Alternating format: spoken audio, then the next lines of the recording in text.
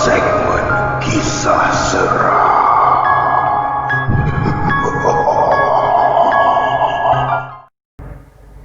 Para pendengar cerita seram The Haunting Cruise dan PN, pada malam ini Brother Fai akan kongsikan kepada anda satu kisah legenda yang hampir dilupakan oleh masyarakat kita, terutama sekali daripada masyarakat Borneo. Kisah yang datangnya daripada Larry Raphael. Kisah yang bertajuk Kasih Sayang Seorang Suami. Hai, terima kasih kerana meminati karya saya dan tetap setia membacanya. Karya-karya saya ini telah banyak didokumentasikan dalam YouTube oleh Brother Fai, iaitu dalam tim paranormal The Haunting Cruise. Untuk kali ini, saya akan bercerita legenda lama kami, orang suku kaum Murut Tahul. Ianya merupakan satu cerita legenda kuno. Ada kisah cinta abadi sepasang suami isteri. Kalau Thailand, ada Nang Nak. Kami juga ada punya cerita demikian.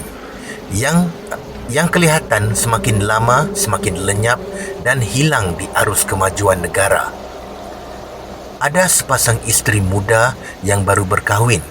Selepas mendirikan rumah tangga melalui hukum adat, mereka memutuskan untuk meninggalkan rumah panjang dan membuka tanah di hulu sungai. Walaupun ditegah orang tua masing-masing, mereka tekad meninggalkan rumah panjang demi kehidupan privasi yang mereka dambakan. Pada zaman dahulu, kehidupan masyarakat adalah berkelompok.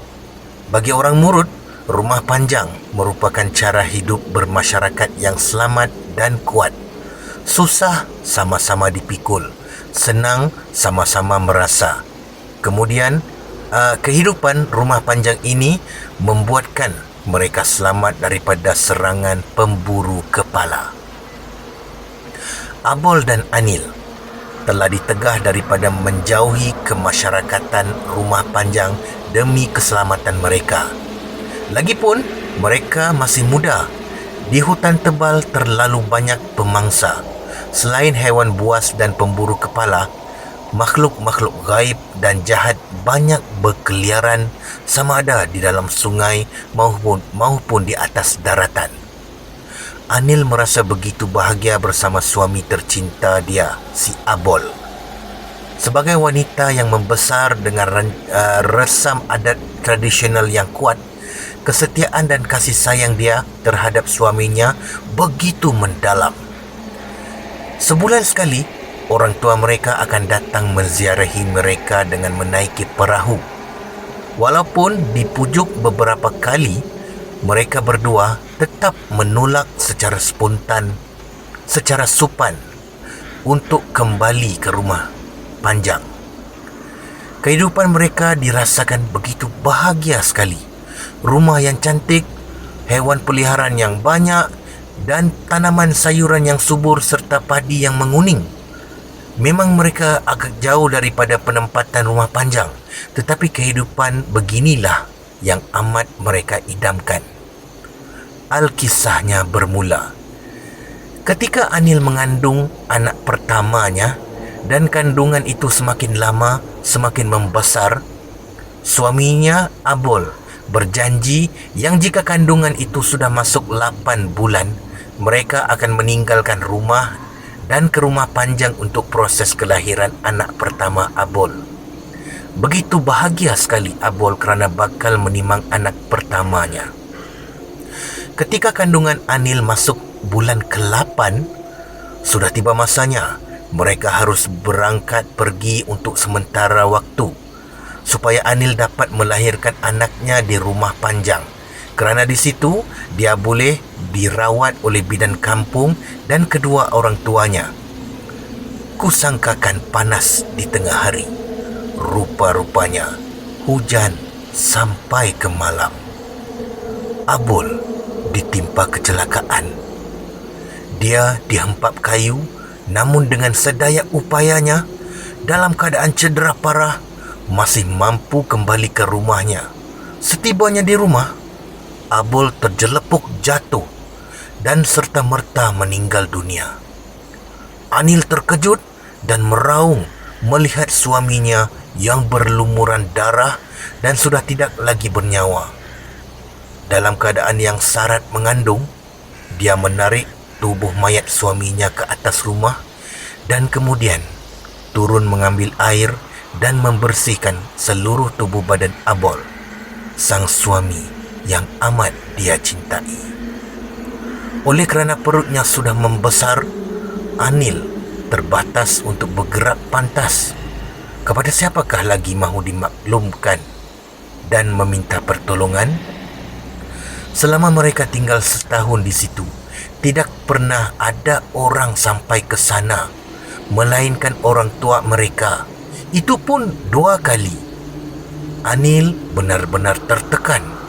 Dia tidak mampu berbuat apa-apa terhadap mayat suaminya yang sudah membeku dan disimpan di ruang tamu rumah. Pada malam hari, Anil akan masuk ke bilik dan mengunci. Sambil berdoa, dia berharap akan ada orang yang datang memberikan dia pertolongan. Selama Anil syarat mengandung dan menunggu masa, suaminya yang sudah keras membeku dan semakin membusuk bangun dan berjalan perlahan-lahan mengintai istrinya di celah-celah dinding. Abul menangis, tetapi tidak mampu berbuat apa-apa lagi. Tangannya sudah mengeras dan lidahnya sudah kambang. Air mata keluar bersulamkan darah yang pekat hitam. Keesokan pagi, Anil bangun dan keluar untuk mandi di belakang dapur. Dia mandi sebelum turun ke sungai dan mengintai-intai siapakah yang lalu agar dia dapat meminta pertolongan. Namun, tidak ada orang yang lalu. Ketika balik, dia merasa begitu lapar. Walaupun agak takut masuk ke dalam rumahnya, di mana mayat suaminya membujur kaku, namun demi kandungan dan kasih sayang yang masih berbekas terhadap suaminya, dia masuk dan mengunci pintu rumahnya. Dibakarnya kemian agar rumah tidak berbau busuk, dan mayat suaminya ditutup dengan kain sarung dan kelambu agar tidak dihinggapi lalat. Sudah 3 hari berlalu dan bekalan makanan sudah mulai habis. Anil berbisik yang adakah dia dengan kandungan bakal berakhir seperti suaminya jika tidak ada bantuan yang tiba. Setiap malam sejak Abul meninggal dunia akan datang 7 makhluk berbulu lebat dari hutan rimba. Makhluk ini kami panggil Mondo.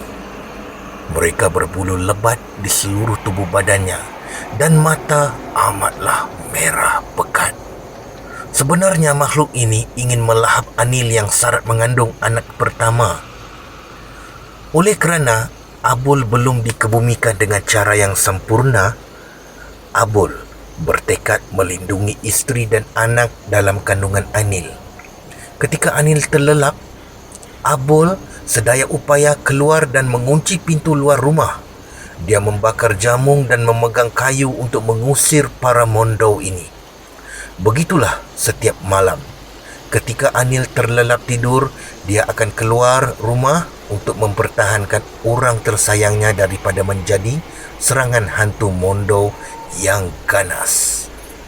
Pada mulanya, Anil tidak perasan apa yang terjadi di setiap malam. Sampailah ketika dia bangun malam untuk keluar kencing, dia mendengar dengusan anjing hutan dan serigala hutan. Ketika mengintai pada celah-celah dinding, bulu romanya meremang. Dia melihat mayat suaminya bangun dan melawan makhluk-makhluk yang ganas dan jahat itu. Sejak hari itu, Anil tahu yang pada malam hari suami tercintanya akan bangun untuk melindungi Anil dan kandungannya. Bukan saja itu, suaminya bahkan sempat memanggang daging hutan Dan ketika Anil bangun, daging salai sudah tersadai di dapur api dan siap untuk dimakan. Anil walaupun amat mencintai suaminya, tetapi kini menjadi terlalu takut. Yalah, suaminya bukan lagi seperti dahulu. Walaupun Anil selamat, tetapi mau saja dia berlari keluar dari rumah itu. Pada satu malam, Abul mengetuk pintu bilik Anil. Anil yang ketakutan teramat sangat, merasa lutut kakinya lemah dan tidak berdaya. Abul merempuh dan mendekati Anil yang terjerit ketakutan. Anil sangka yang Abul akan memakannya pada malam tersebut. Dalam keadaan yang sudah mereput dan berbau busuk, Anil hampir-hampir saja muntah kerana loya. Abul dengan kepayahan berbisik kepada Anil yang dia harus segera meninggalkan rumah mereka.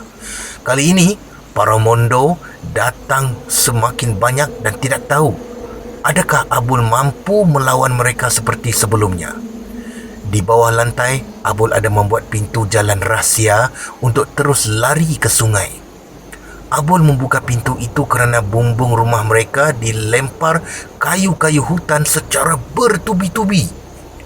Abul memimpin tangan Anil dan membawanya ke perahu sambil tertambat di jeti sungai. Abul menyalakan jamung dan menyuruh Anil terus berdayung turun dan meneruti sungai. Sungai di pensiangan amatlah lebar sekali. Dia berpesan yang Anil jangan menoleh dan terus mendayung membawa anaknya yang bakal lahir. Sebelum tali diputuskan, Anil melihat ratusan makhluk berkaki panjang dan merayap keluar dari hutan tebal.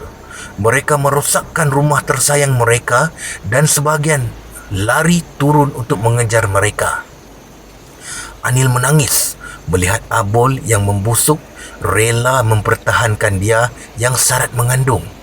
Kerana cinta, dia enggan melepaskan Abul, sang suami yang selama hidup dan matinya banyak berkorban untuk dia. Abul berpesan, "Jagalah anak kita baik-baik. Besarkan dia untuk abang. Pergilah kamu dengan selamat. Abang akan lawan mereka agar kamu hidup." Perahu ditolak dan Anil dengan perasaan sayu menjauhi tanah daratan. Dari kejauhan, dia melihat sang suaminya bertarung habis-habisan melawan para mondo yang keluar dalam jumlah yang banyak. Anil hanya mampu menangis. Keesokan pagi, salah seorang anak kecil melihat perahu hanyut dari hulu dan tersadai di jeti mereka. Rupa-rupanya perahu Anil telah hanyut kembali ke kampung mereka. Anil dirawat kerana lemah dan ibunya tidak putus-putus menangis. Melihat kesudahan anaknya dan ingin tahu apa yang terjadi pada mereka. 2 hari kemudian, Anil semakin kuat dan mampu berkata-kata. Dia menceritakan apa yang terjadi terhadap mereka. Dan keadaan rumah panjang menjadi panik dan huru-hara. Rombongan pendekar tiba ke rumah mendiang Abul dan Anil. Keadaan rumah mereka amatlah menyedihkan kerana rumah itu dirosakkan secara ganas. Haiwan peliharaan mereka semuanya mati dan tanaman mereka dimusnahkan. Apa yang menyedihkan? Mereka menemui mayat Abul yang sudah tercarik-carik dan busuk. Di tangan Abul tersimpan kalung rantai untuk anaknya kelak. Abul hancur kerana diasak bertubi-tubi setelah dia menolak perahu untuk menyelamatkan isteri tercintanya, Anil. Daripada Larry Raphael, legenda yang semakin dilupakan.